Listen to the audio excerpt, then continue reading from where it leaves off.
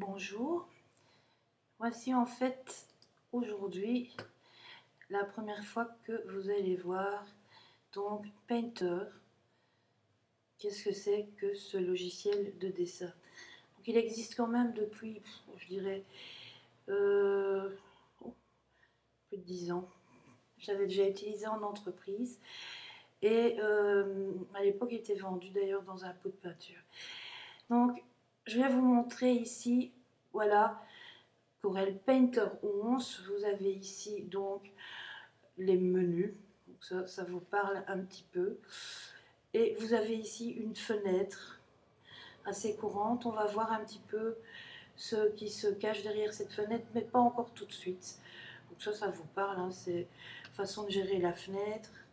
Ici en bas vous avez donc la façon de peindre, une jumelle, donc la navigation dans le document, une loupe qui vous permet donc de définir ici votre affichage de documents et ici un champ dans lequel vous pouvez tout à fait rentrer votre valeur. Ça va, on ne s'énerve pas, c'est tout à fait bien. Maintenant, je vais activer ici la possibilité de voir, parce que j'ai masqué les palettes comme je l'aurais fait dans Photoshop. Donc je vais appuyer sur tabulation et là on commence à avoir des palettes qui apparaissent. Alors évidemment ça couvre toute la totalité de mon écran. Vous allez voir que mon écran est super bien rangé. Voilà, je vais vers la droite. Parce que ici vers la droite nous avons l'apparition des médias. C'est ce qui est important dans Painter. Alors que ici à gauche, je vais doucement, je n'ai pas encore ce logiciel de capture vidéo, donc je vais vous demander un peu d'indulgence. Donc ici nous avons la palette des outils, avec déplacement de calque, recadrage, possibilité de travailler à la plume, outils de texte. Nous avons aussi des outils pour brûler, hein, qui correspondent à l'outil goutte et l'outil main de Photoshop. La possibilité de remplir des zones. Ici, nous avons couleur avant-plan, arrière-plan. Nous avons bien sûr la possibilité de définir les papiers avec lesquels nous travaillons. Ça, c'est très important. De définir des motifs, de définir des jets d'images. Tout ça, on va voir.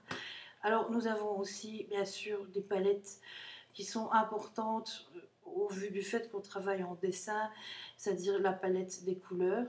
Bon, personnellement, moi, je travaille en teinte, saturation et luminosité, mais ici, nous avons encore un tas de possibilités de paramétrer la couleur. Nous avons bien sûr la possibilité de travailler avec des calques.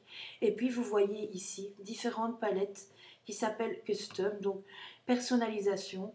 Et tout ce que vous voyez là, en fait, ce sont des estompes avec lesquelles moi je travaille pour l'instant. Et là, hop, si je viens ici, on a possibilité de travailler avec un crayon de couleur.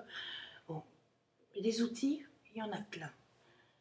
Ça, c'est pas ce qui manque dans Painter, ce sont les outils. Je vais aller vous les montrer. En tout cas, je vais être plus claire. Les médias, ce sont les médias. Vous êtes dans un magasin de dessin et vous avez le choix de travailler avec l'aérographe, avec de la peinture à l'huile, avec de la craie, avec du pastel sec, avec des crayons Conti, avec des marqueurs, avec des marqueurs, de la gouache, bref, voilà, crayon gris. Donc, il y a une possibilité d'outils qui sont exponentiels. À tous ces outils-là, vous avez encore la possibilité d'avoir pour chacun des outils prédéfinis qui sont donc disponibles quand vous avez Painter au démarrage. C'est pas tout. Avec ça, vous allez encore pouvoir les paramétrer en fonction du papier, en fonction de la vitesse de séchage de l'humidité de votre média. Donc c'est là que ça devient exponentiel. Alors ici, par exemple, je n'ai que des estompes pratiquement sur mon plan de travail. Alors, il y a une petite critique que j'ai à faire par rapport à Painter, c'est que les estompes, elles s'appellent personnalisation 1, 2, 3, 4, 5, vous pouvez aller jusqu'à ce que vous voulez. D'abord, c'est grand. Je trouve que ça devrait représenter que la petite partie de l'estompe en elle-même, en tout cas du média utilisé, et juste son nom. On peut le personnaliser, on verra par après. Mais le gros problème, c'est que si vous avez un plantage de votre painter et que vous n'avez pas sauvé, bonjour pour retrouver le paramétrage exact d'un média que vous venez de faire. Vous verrez quand on aura commencé.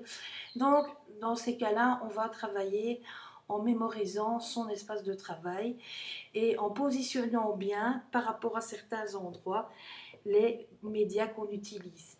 Pourquoi? Parce que c'est votre espace de travail. Vous savez que à gauche de, par exemple, votre palette des couleurs, eh bien, vous avez placé une estompe qui va avoir tel comportement.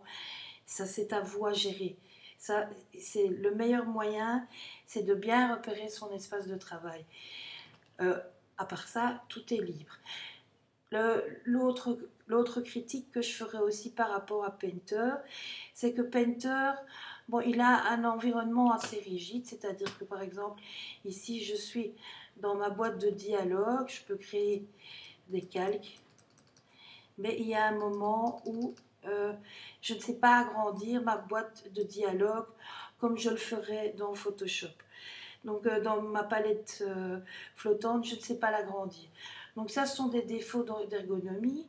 Deuxièmement, bon, pour pouvoir modifier la taille d'un objet hein, dans un calque, c'est pas le boulot de Painter. Il est un peu lent, il n'est pas tellement bien fait.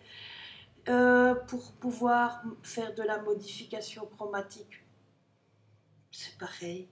C'est ici que ça se passe, mais c'est vraiment c'est pas son truc. Donc en gros, quand vous allez travailler en Painter, vous allez vraiment limiter la partie dessin, expression dans Painter et la partie modification chromatique, gestion des emplacements d'objets dans les images avec Photoshop. Cela dit, si vous voulez être un intégriste de Painter, c'est votre job. Ça, moi, je ne dirais pas la compte, c'est à vous à le savoir. Mais moi, je travaille encore toujours avec les deux. Cela dit, maintenant, vous avez en face de vous un vrai logiciel de dessin. Un vrai logiciel de dessin avec lequel vous pouvez vous exprimer parce que votre trait il va se comporter en fonction des comportements que vous allez lui donner dans le paramétrage de vos outils. Ça, c'est vraiment très, très, très libre. Donc, coupler ça avec Photoshop, c'est vraiment un grand plus et vous allez pouvoir vous exprimer, mais sans. Enfin, la limite, c'est quand même la capacité de votre processeur, je tiens à vous le dire. Ça, si vous travaillez, par exemple, l'aquarelle, il faut calculer un temps de séchage et la vitesse du vent, la direction du vent. En fonction de ça, ça va refluer certains éléments de votre dessin dans une certaine direction et pas une autre. Ça va jusque-là. Ça dit, quand vous commencez à jouer avec ça, là, vous voyez que votre processeur, il a besoin d'un petit peu être boosté. Donc voilà votre première vue de ce magnifique logiciel qui est Painter. Et on va y aller pas à pas pour que vous puissiez être à votre aise dans ce logiciel qui est génial. Voilà.